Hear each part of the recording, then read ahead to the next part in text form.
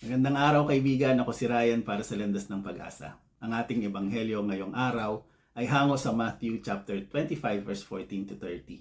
Ito ay tungkol sa isang Panginoon o boss na pinagkatiwala ang talent o pera sa kanyang mga alipin.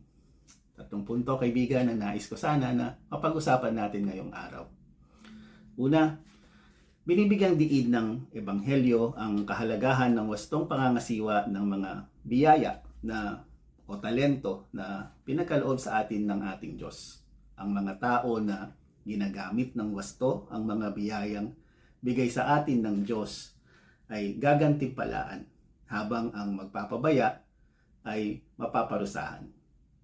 Kaibigan, pinagkatiwala ng Diyos sa atin ang iba't ibang biyaya at kakayahan at nalulugod ang Diyos kapag ginagamit natin ang mga ito upang mapabuti ang ating buhay at ang buhay ng iba. Pangalawa, pinapakita rin ng ebanghelyo na kapag ikaw ay nananampalataya, maaari kang makaramdam ng pagdududa o di kaya ay takot. Halimbawa, ang mga tagapaglingkod na namuhunan ng ipinagkatiwala sa kanila ay lakas loob na ginawa ito. At alam nila na may posibilidad na mawala ang ipinagkatiwala sa kanila.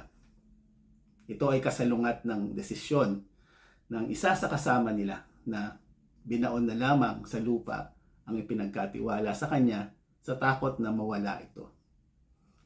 Lahat ng tao, kaibigan, ay maaaring makaramdam ng takot. Ngunit hindi ito ang kailangang mangibabaw sa ating buhay. Nawawala ang kapangyarihan ng takot kapag ang ating focus ay nasa Diyos. Pangatlo at huling punto na nais ko sana natin mapag-usapan.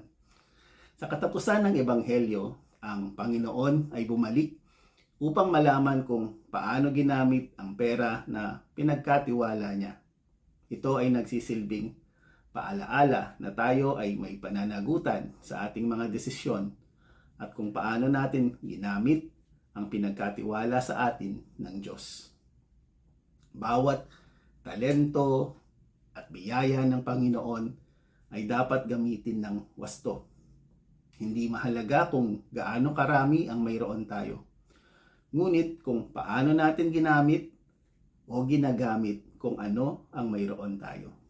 Kung kayo ay na-inspire ng simpleng reflection na ito, like and share po sa mga kaibigan ninyo sa Facebook.